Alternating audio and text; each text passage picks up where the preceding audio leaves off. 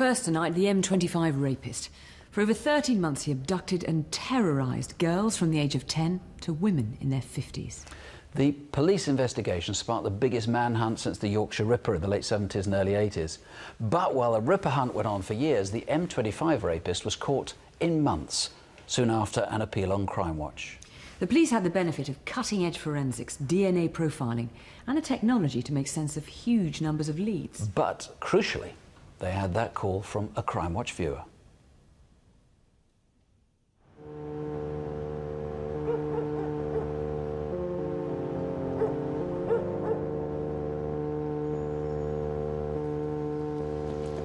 The man rushed across the road and grabbed hold of her and virtually frog-marched her across the field to an area of bushes where he carried out a really bad attack on the girl. And at one point, he held her hand and said to her, "If anybody sees us, they'll think I'm your dad." But the girl was so terrified, obviously even just walking alongside him, she was too frightened to do anything. He then took her to another location where he again assaulted her. I mean, the poor little girl thought she was going to die. And then finally, he took her to the third location where he raped her. It was an awful ordeal for the young child. Afterwards, he took some of the girl's clothing. Then he abandoned her. Presumably, he knew her clothes were likely to contain his DNA and wanted to get rid of them. But the police still managed to recover enough DNA from the scene to build a full genetic profile. And Adam Gregory was one of the advisors who built a behavioural offender profile. In trying to determine whether the offender was a paedophile or not, then you can look at the way in which he deals with the victim. And what was quite stark was that the victim wasn't treated like a young girl at all from start to finish. She could have been any age. If you just look at what he was saying, what he was doing, what he was expecting the victim to do, some of the language that he was using towards her, it seemed like an adult conversation. There was no real evidence there that he'd practiced talking to that target age group of 10-year-old girls. It was very much more about someone that wanted to control a female who was in some way acceptable to him as an offender. There was an expectation that he would have carried out previous sexual offences. We were just as confident that he would have carried out violent offences. We were very confident that he would have been known to police for something. I think what's most disturbing for me is that you really get a sense that he thoroughly enjoyed what he was doing, and that's quite unusual when you look at sexual offending. It's not often that you see someone that really seems to embrace the role of the rapist, and that was both unusual and obviously quite worrying. So with a behaviour profile and DNA, police sifted and then swabbed over 3,000 men in the local area and others further afield with a history of sexual offences. But there wasn't a match. The rapist seems to have gone to ground until the summer of 2002. We've worked on this inquiry for 8 months, and suddenly, out of the blue, I get a telephone call from the SIO in Surrey telling me that a woman had been raped and that there was a link, a forensic link with ours.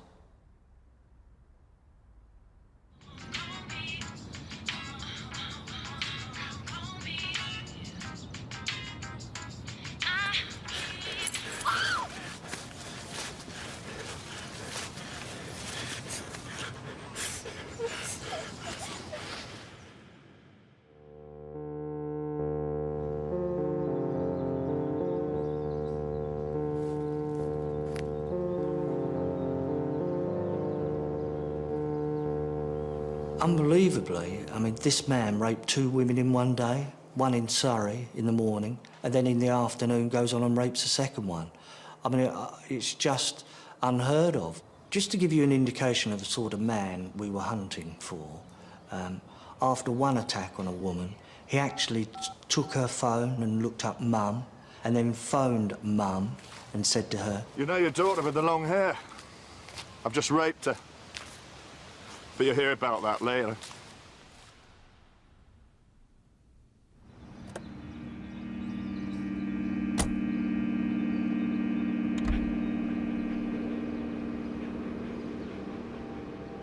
I was on Wimbledon Common at about lunchtime that day giving both my dogs a walk, which was something I did most days.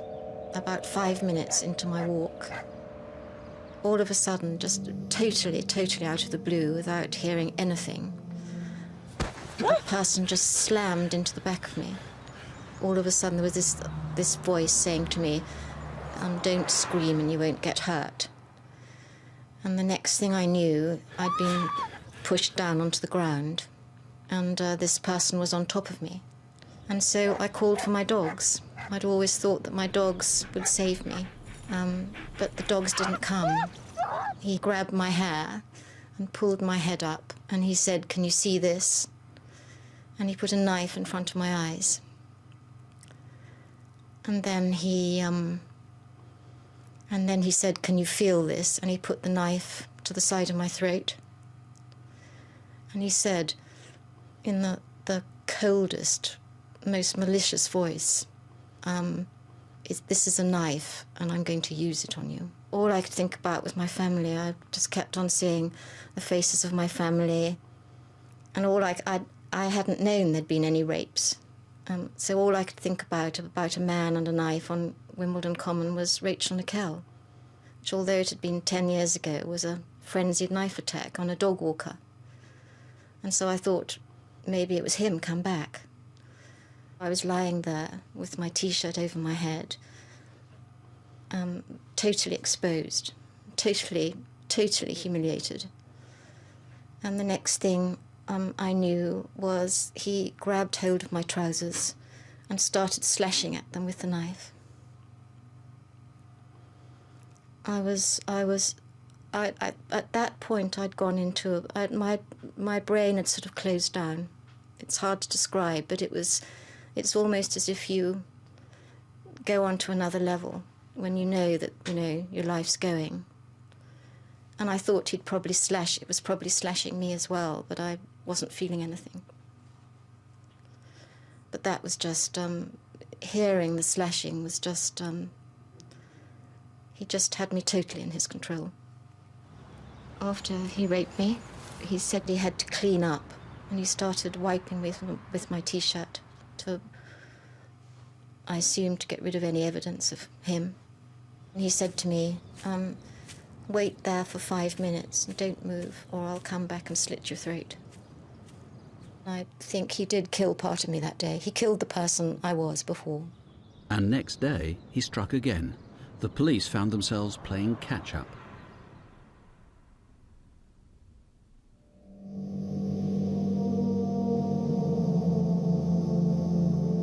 A 100 police from forces across southern England are searching for a serial rapist. In one case, he used the victim's mobile. He called her mother and told her he'd just raped her daughter.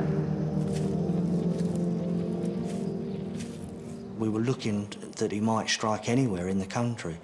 And, I can't begin to describe the sort of way I felt. It was, almost as if we'd failed and we should have caught him, because, I regretted one rape taking place.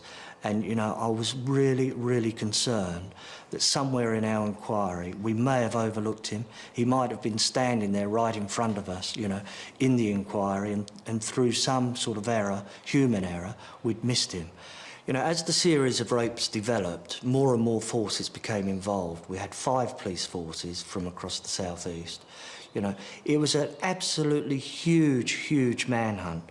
It's been reported that it's the biggest since the Yorkshire Ripper, and that definitely is the case. Now it was a multi-force investigation, and Assistant Chief Constable David Kelly took over all charge. Here's a case of a very dangerous offender.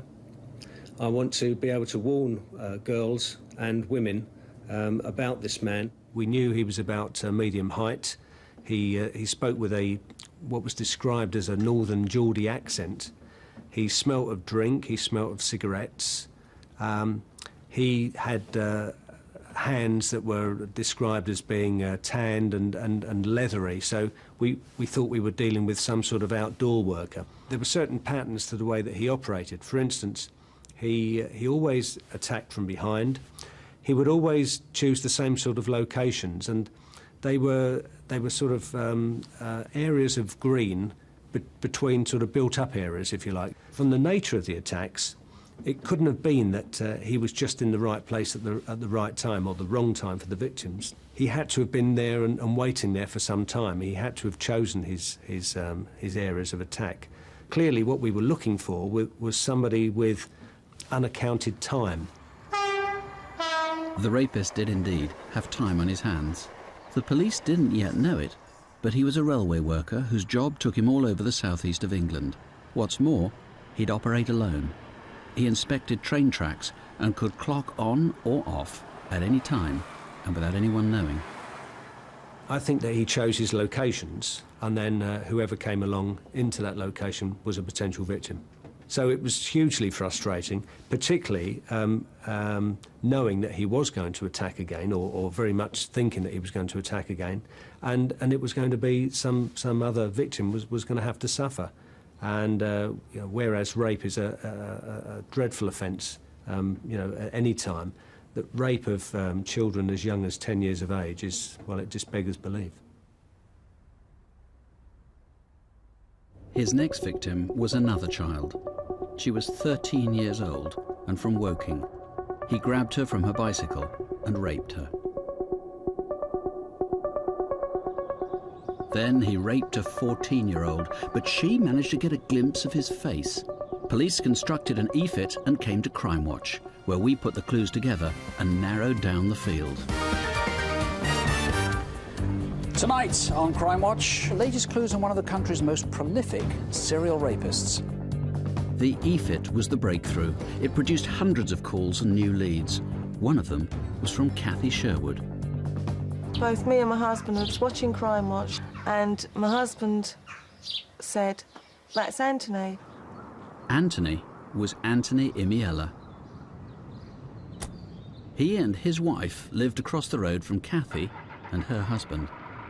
The neighbours had become friends. Hi, Anthony. Hello. How are you doing, mate? All right? I'm all right. Who are you? I'm better now, thanks. It's all clear up. Your job all right? Yeah.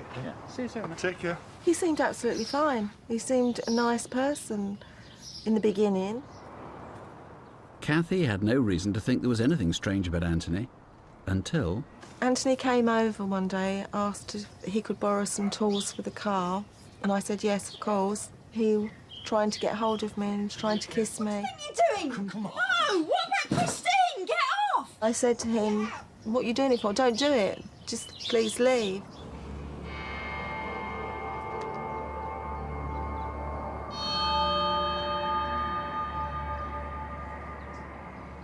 And then one morning I was cleaning my windows and Anthony opened his street door and he was completely naked and he started to masturbate.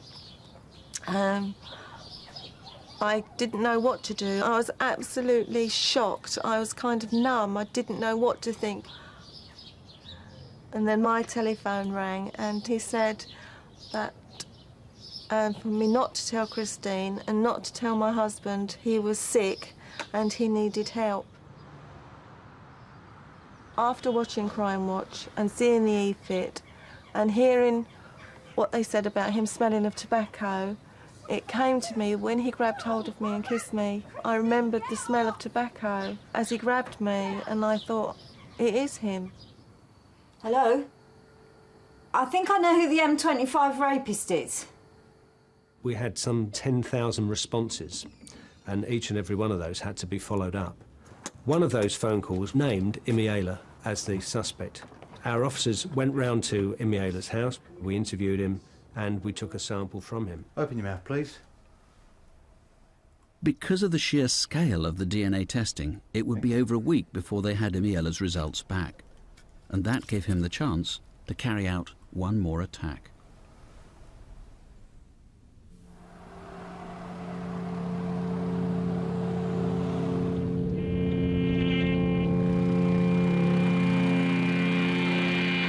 Would you like a lift, love? No thanks, because it's only round the corner. Get in, or I'll follow you and I'll kill you.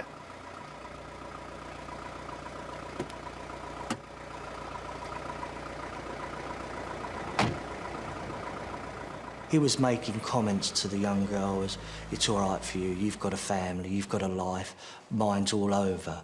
I mean, that just shows the sort of contemptible way that he behaved. Let me go, please let me go. Shut up. If you tell anyone, I'll find you and kill you. Keeping her for 5 hours, knowing that within days he was going to be arrested, he still went on and did that. You know, it's pitiful. As soon as his DNA results came back, the police knew Imiela was the rapist, and he was arrested the same evening. The night he was arrested, we had a phone call to say that he'd been caught, and I just leapt out of bed. I was so ecstatic that he'd finally been caught, and we could stop looking over our shoulders and could stop waiting to hear when the next attack had taken place. I was just overjoyed. This is police footage of Imiela being charged. Despite overwhelming forensic evidence, he pleaded not guilty. He claimed he was gay, so couldn't possibly have carried out the attacks, and that meant his victims would have to give evidence.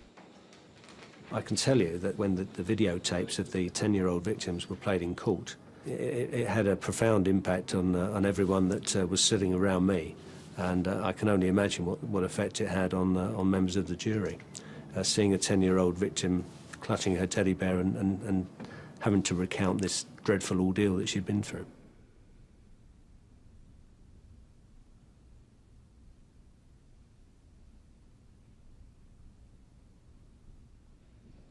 On the 4th of March 2004 at Maidstone Crown Court, Anthony Imiela was given 7 concurrent life sentences. I've dealt with a lot of people over the years, and even some of the worst offenders have one redeeming feature. Anthony Imiela doesn't. That's what I think of him.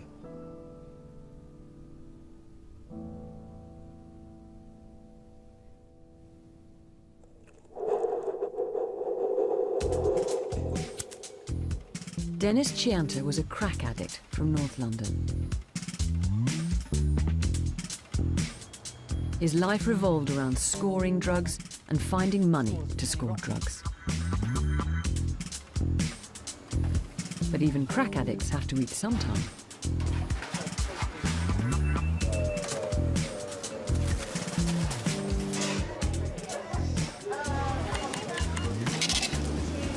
Cheeseburger, please. Oi, wait your turn. I've been queuing here for ages. Can I have a large Big Mac meal with a Coke?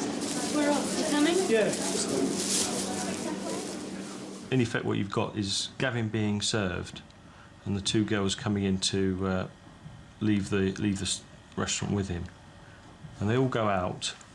And as they go out, there's eye contact between the 2 of them. And a shout comes up from Dennis. You should learn some manners. What are you talking about? There wasn't a queue. Yeah, there was, and you jumped it. Get lost, will you? Hey, you can't talk to me like that. But what exactly is your problem? And just at this point, you see the bag go down in front of him, and Dennis is challenged by Gavin as to whether he's going to produce a knife. No doubt he thinks better of it in a big public place. The girls break it up, and Gavin goes to leave with the 2 girls, and he turns left down the Seven Sisters Road towards Finsbury Park. And at this point, Dennis, he's made an order, he's given money over, but doesn't wait for it, so he just demands his change back. Give me my change. Come on, give me the change. He's angry at this point and then leaves and goes in the same direction. And here you see Gavin and the 2 girls walking up Seven Sisters Road in the direction of Finsbury Park. Yeah, and his mate Trevor. Oh, yeah. You Trevor, don't you? I do. Dennis is just on the outside of the phone box, just obviously waiting to pick his moment. Right at the top of the screen, you can just about see Dennis running up to Gavin and stabbing him in the back.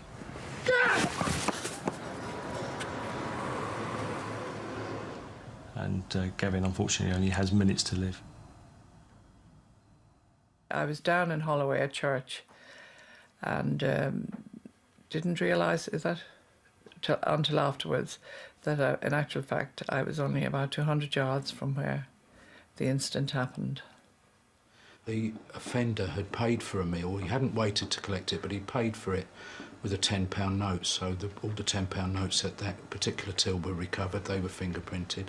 We obviously conducted house-to-house inquiries in the area and got as much local publicity as we could. We were 5 weeks into the investigation when we came to Crimewatch, but we really were stalled. We had, at that time, no idea who the offender was. A senseless murder which began with a row in McDonald's. Help me. Call an ambulance. Oh, jeez. Julie. Can you hear me? We did have a call from one viewer who named Dennis Chianta, or gave us a Christian name that led us to identify Dennis Chianta. This person had seen the reconstruction, seen the conduct of the offender in McDonald's, shouting at the staff, demanding his change.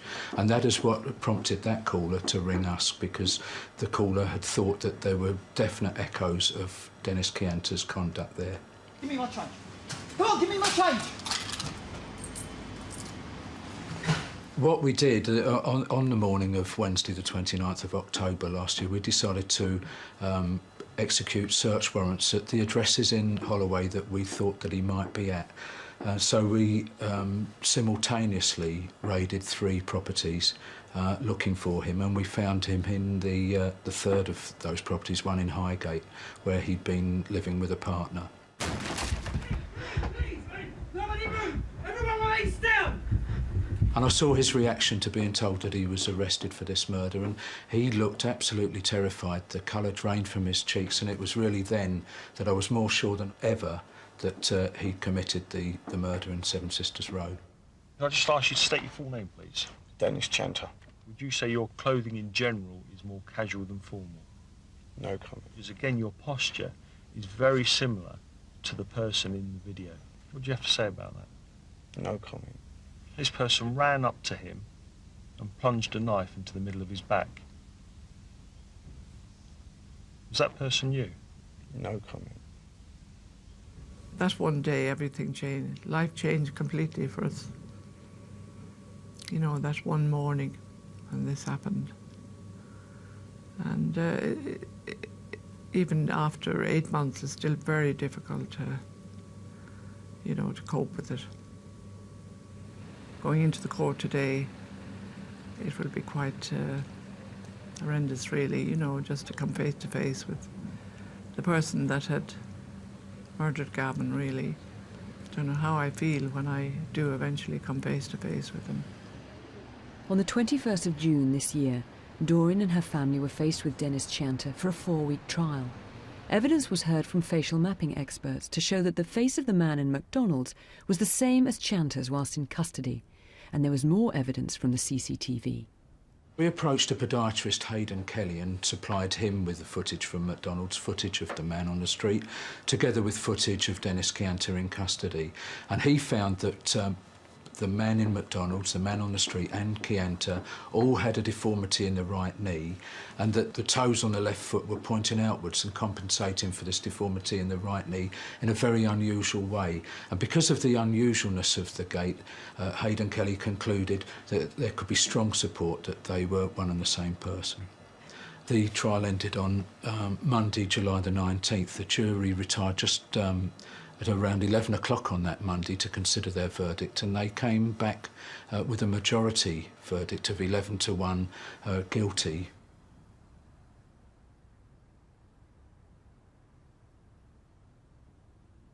Chianta's reaction, certainly visibly shocked, uttered a few words about how he hadn't done it, but visibly shocked when he was, the jury came back with a guilty verdict.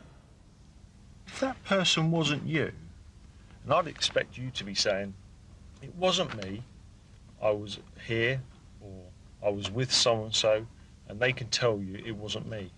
But you're sat there just saying no comment. So I'm giving you an opportunity in the interview now to tell me, were you involved in that incident? No comment. I'm still often surprised it's not just the recent crimes that Crimewatch helps to solve, but old ones too, and sometimes very old ones. In 1976, a newsagent, Geoffrey Small, was murdered. The killer was never caught. The case went cold. 26 years later, the police received a tip-off. They reopened the investigation, Crimewatch reconstructed the murder, and the killer was watching.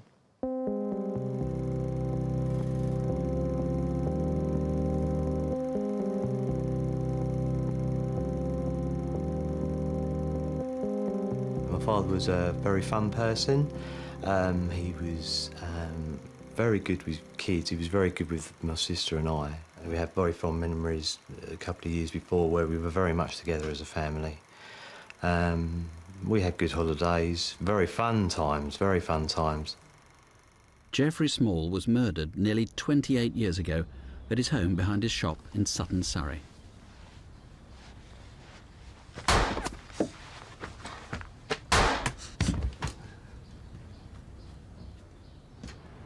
Morning. Good morning. The copper who led the inquiry is now retired. He's Detective Superintendent Bevan Moss, and the case has always haunted him. It was a shocking scene that I encountered walking into the house because there was blood everywhere, all over the sink and the floor, and with Geoffrey Small's body lying there, just an ordinary shopkeeper having met his death in this fashion was appalling. I went round to examine the back of the premises and I found that he'd taken out a small diamond piece of glass from the back window, ground floor window, got in, climbed into the house, sat on the settee and waited for Geoffrey Small to arrive. I was amazed when I went into the house initially that there were no trace of any shell cases. Although 7 bullets had been fired, these had been meticulously picked up, but he missed 2, which forensic found, lodged in the top of the cooker hood, which helped us to identify the weapon. It was apparent to me that the person using this gun must have been a professional, because the weapon had a reputation for a very fierce ejection of the cartridges, which throws the weapon all over the place. So he's got to be a good marksman to be able to handle it properly. Detectives first thought Geoffrey Small may have been mistaken for a criminal called Bertie Small. It was rumoured there was a contract out on Bertie Small because he'd informed on several villains. Packet of embassy, yeah? Yeah, fine, sir. There you go. What's more, Geoffrey seemed to live a blameless life. Fine, thank you. Very well. How about you? We discovered that he had had a small affair with a lady, and we discovered also that a relative of this lady had been passing along the road roughly about the time that the murder had taken place. But with this particular person, we found didn't have own any guns, had no gun training, and was very unlikely to have been responsible. I was really disappointed when we had to wind down the investigation, particularly for the Small family, who I felt that we hadn't provided them with some solution to who'd murdered their loved one. For over a quarter of a century, the case remained on file until Geoffrey Small's sister wrote to the police asking if it could be re-examined. As a result of that letter, the police acted on some information that had been provided to the police, naming Alan Savage. Alan Savage was a career criminal with a long list of previous convictions that stretched back to the 40s. They included burglary, possession of firearms, and rape. The original scene of the crime, there was a footmark left. A male footmark was left in a flower bed by the points of entry at the rear of the premises. And that was, as I recall, a size 5 male shoe mark, which was very unusual at the time and would have represented a small amount of the adult population. The person that originally come forward and provided the information subsequently gave us a witness statement, but that alone wasn't good enough for us, and we wanted to go to Crimewatch to see if we could find any other witness who could help implicate Alan Savage, or for that matter anyone else in this investigation. It would be nice for him to see his children grown up with their own children. You know, I wonder, would he be proud of me? I mean, I've done nothing special, but, you know, would he be proud of me the way I've turned out and the way my brother's turned out? We didn't expect the result that we had, in as much as Alan Savage's confession came, as he said, as a result of seeing Jeffrey Small's daughter making an appeal on Crimewatch. It was important for us to provide some evidence of corroboration of his involvement, and we were able to do that with him being videoed down at the original murder scene. Around this area, where this fence is, there was a wall about 1 metre high into the car park. That's the way I came over. I can't remember that door being there, but this is the window I went through into the back room. I think there was a settee under the window which I climbed onto, and I stayed in this room until Jeffrey came in, which was through the door we've just come through into the passage there. He then went through the other door into what I then remember was the kitchen.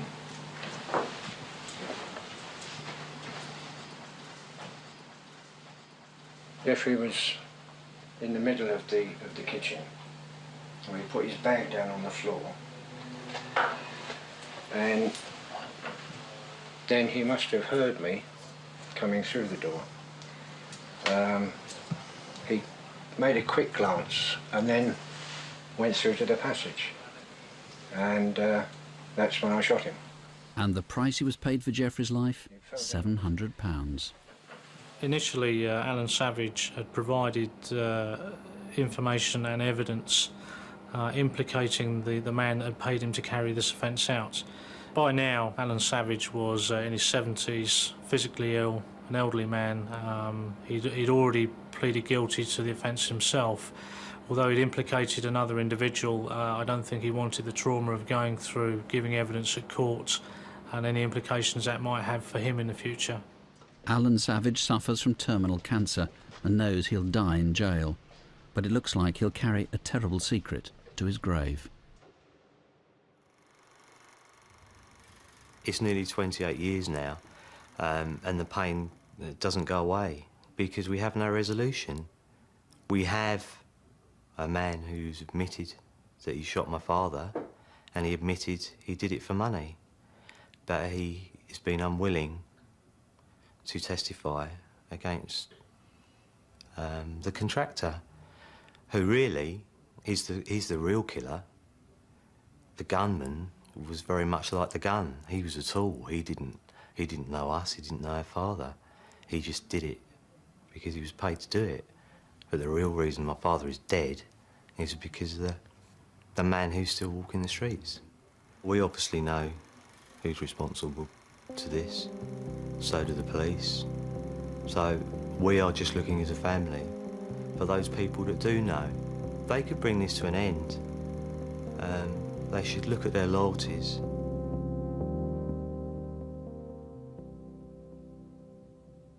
The appeals that usually generate the most calls are where the victims are very vulnerable. People who wouldn't normally come forward to help the police feel moved to do so. Our next case is a prime example. It concerns a career criminal, Johnny Doran, among whose many victims were Kenneth and Flora Pritchard.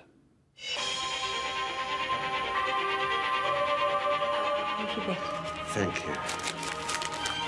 For Ken and Flora, it was a normal day. Flora had been out to the shops, she'd put a bet on at the bookies for Ken, and she'd come back home and made Ken some lunch, a sandwich. And actually, when the doorbell rang, they were watching the racing on the television. They're under starters' orders. They're off. Man and a quarter in front of them. Junique perhaps a little bit slower than the others to stride away. Roger and Man taking a fierce hold early on. Cat campaign Silver towards the stand side. Flinders You from the council? Yeah, I've come about the dam. Well, I never looked to see whether he'd got a badge on, you know. It was all on the spur of the moment. I says, oh, come in. Come in. The distraction burglary was carried out by two men. The taller one left the door slightly ajar so the smaller man and the leader of the gang, Johnny Doran, could slip in unnoticed. Hid some of the things out the cupboard. He started getting a few things out of the cupboard, and he went to a cupboard on the wall, and as soon as he touched this tin, I said to him, You're not a council worker. Ken was being burgled. The taller of the two offenders set about Ken and pushed him around and slapped him. Ken was trying to protect Flora. Johnny Doran collected the money from his accomplice, then searched the flat for more while the taller man stayed in the living room. Flora managed to get to the window and tried to scream out of the window, and that really upset the two of them. He kept me in my chair. I was trying to get out all the while because he told me to keep quiet, and I wouldn't. He said, "You're going to keep quiet?" I said, "No, I'm not." I went parched, you know, my lips, and I said, "Oh, I want a drink." And I thought, oh, perhaps if I can get out this chair, you know, and go in the kitchen, I could make a dash like for the door. I want a drink of water. He fetched the water, this one, and he got his hand covered. Can you give me £20? No, I can't. You've got it all. The second offender made a search of all the rooms in the flat, and then he emerged from the bathroom and started threatening Flora, and in fact he threatened to gag her. He bought a cloth, and you know, to put over my mouth. So I struggled with it so that it wouldn't go on my mouth. And then the other one, he got a pink cloth in his hand, I'm sure it was pink. He said to me, "Shall I wipe your face?" I said, "Don't you touch me." On most of the attacks, the violence was not directly connected with the stealing. Many times the money had already been stolen, but the victim was attacked and beaten, only for a bloodlust. Oh, leave me alone!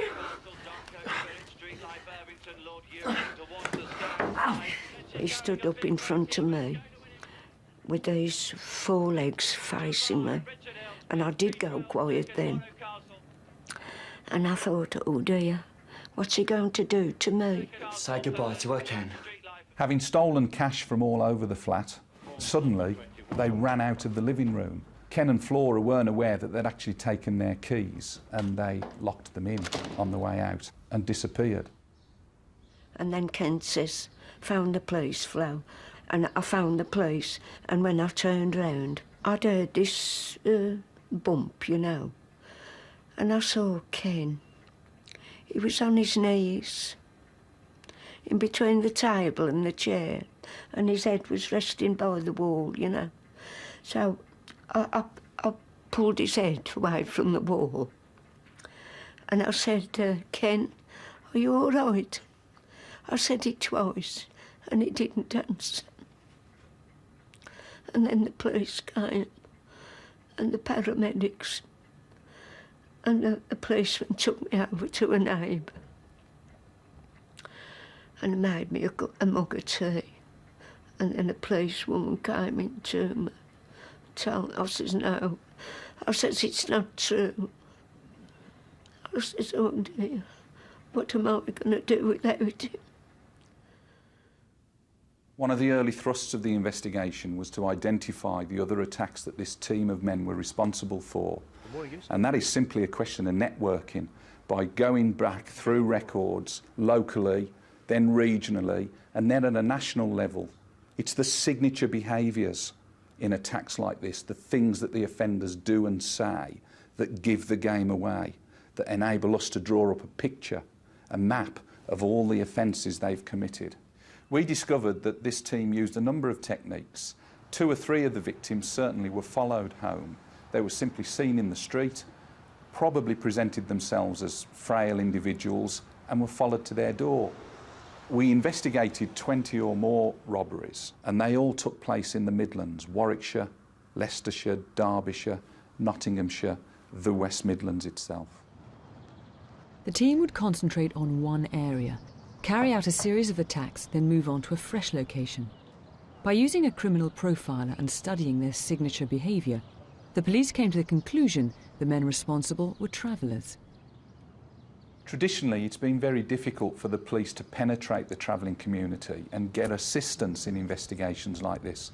We felt the best way, probably the only way, to get a meaningful response from the travelling community was to approach Crimewatch, so that we could broadcast, and those individuals within the travelling community that wanted to give assistance could contact the police discreetly. thing is, Clive, about these two men, they're not just cruel, they're cowards, aren't they? And you think they might have committed, what, as many as 9 similar burglaries? Johnny Doran was named by 4 different travellers, but now the police had to find him. We had to develop a detailed family tree of the Doran family to begin to have an understanding of where he might be. We had to research the migratory patterns of the travelling community, and there is some predictability there. And we were confident after the broadcast that they were in the northwest corner of England. That's where we started looking, Manchester and Liverpool. Johnny Doran was born and raised within the travelling community. He was essentially feral, living entirely on his wits and the proceeds of his crimes. And every few months he'd move on to avoid detection.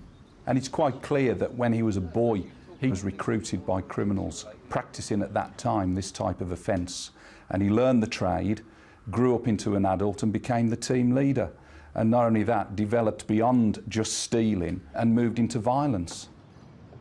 The police eventually tracked him to Manchester, where he was arrested. He was a skilled liar, and he spent the first 48 hours in police custody actually trying to convince us he was somebody else entirely.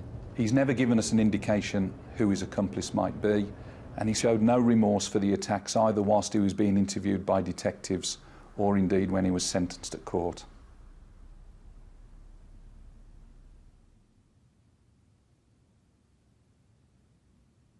I had letters and cards and flowers off strangers, and I had Jason bought a big envelope one day, and he says, "Flo, you got 30 cards here," and it was from some school down the south, and all the children, they were from about 6 and 5 and all ages, and they'd all sent a little card. He was a good husband. 50 years we'd have been married. I think it was made for me, and I was made for him, you know. Because sometimes things are like that, aren't they?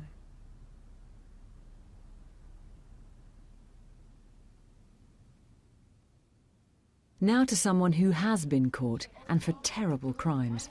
But what a chase, and what a time it took. It's not surprising it made headlines at the time. A pillar of the community who turned out to have a double life. Good morning, boys. Morning, sir.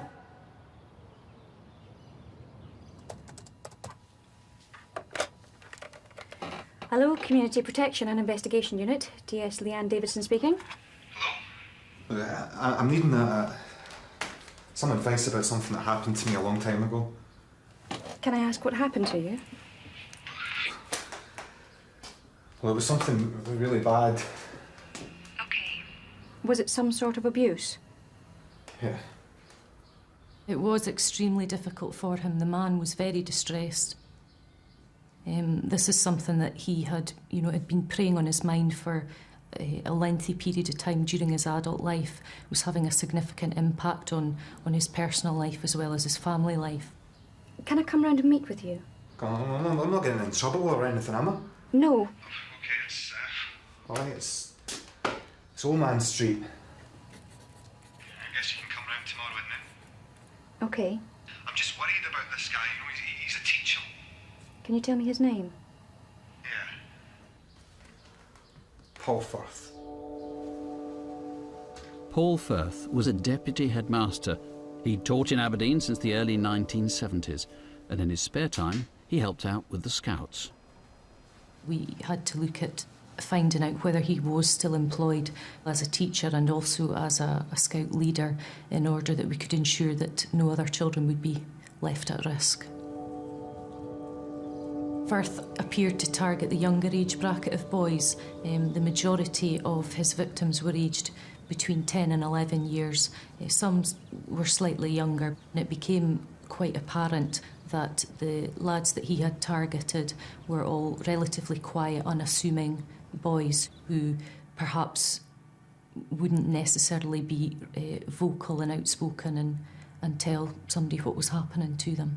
The picture we were by now beginning to build up was of a calculating individual who appeared to live a dual lives, one in which he was a responsible and respected member of the community, and another in which he indulged in this targeting or grooming of vulnerable boys for indecent and immoral purposes. Firth would actually share a tent with the boys whilst he was away on camping expeditions, and it was during the night that he would carry out his indecent assaults on these boys when they were on their own with him. I think that having won the trust of youngsters who looked up to him, who adored him, it was never difficult for him to get physically close to his victims. For many of these boys, to be able to share a tent with Paul Firth was seen as a reward. We began to come to the conclusion that we were dealing with potentially a fairly dangerous individual. So you say that didn't happen? Absolutely not. You're quite positive about that? Yes. But the investigation turned up several people who would testify, and Paul Firth was charged with 19 sexual offences. Because he was a deputy headmaster, the court assumed he was unlikely to abscond, and he was given bail.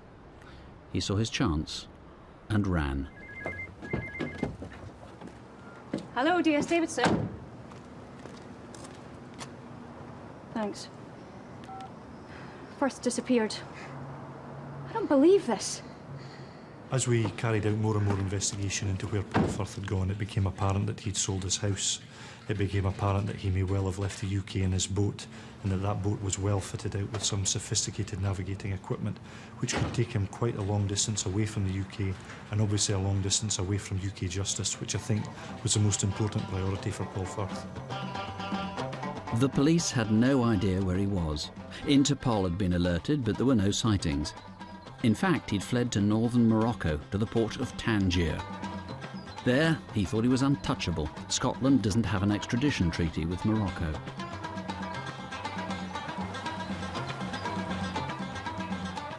While in Tangier, Firth lived off the £80,000 sale of his Scottish home. He also made money teaching English to local boys.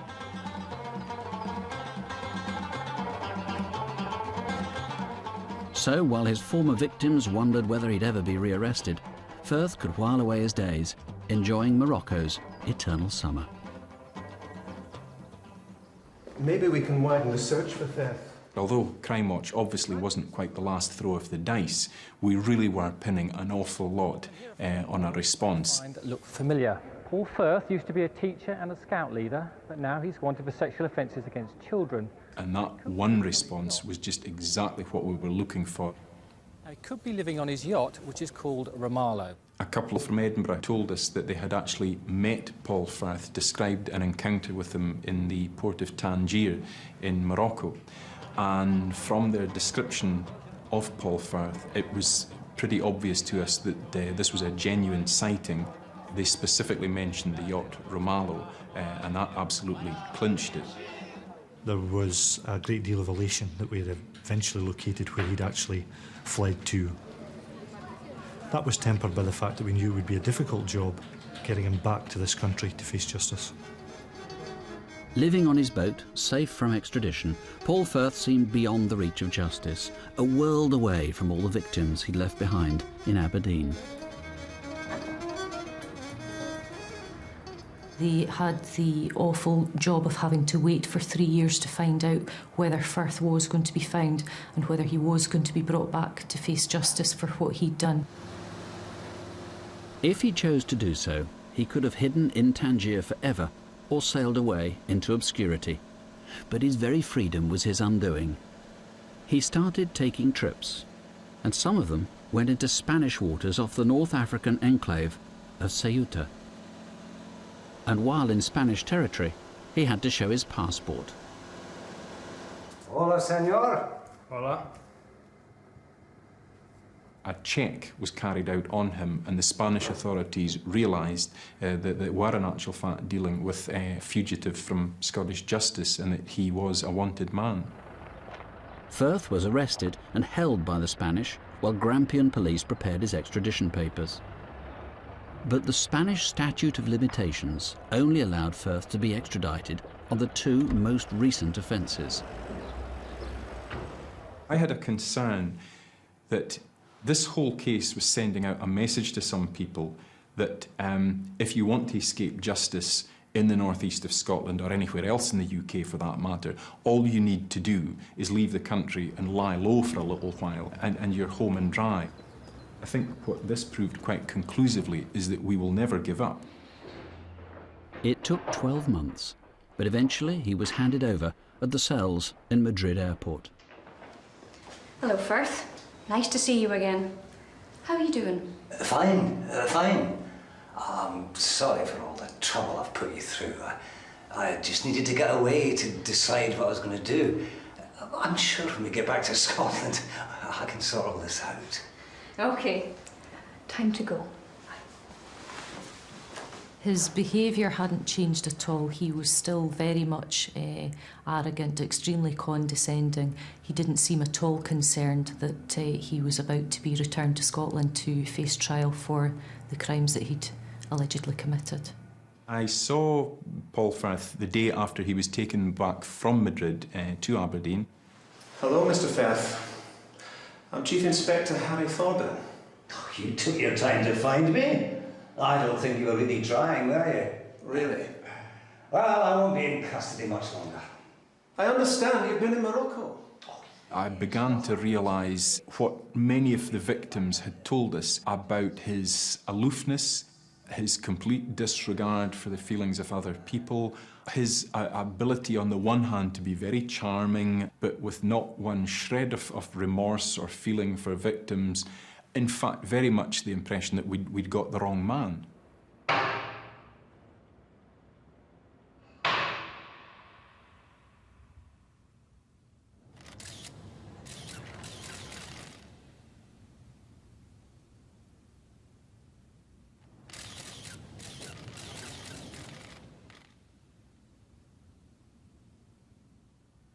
I have the utmost respect for the people that came forward throughout the course of this investigation. It was an extremely brave thing for them to do, very traumatic for them. However, without their assistance and strength of character, we would not have been able to secure a conviction for Firth, and he may still be at large, abusing children. And our thoughts are with the men who weren't allowed to give evidence in court. But over the years, your calls have helped the police lock up 52 sex offenders. And next month, on the 21st of September, you'll have the chance to solve more crimes. But remember the sort of cases that we feature tonight, especially attacks by strangers. They get publicity, they get our attention because, thankfully, they are very rare. So don't have nightmares, do sleep well. Good night. Good night.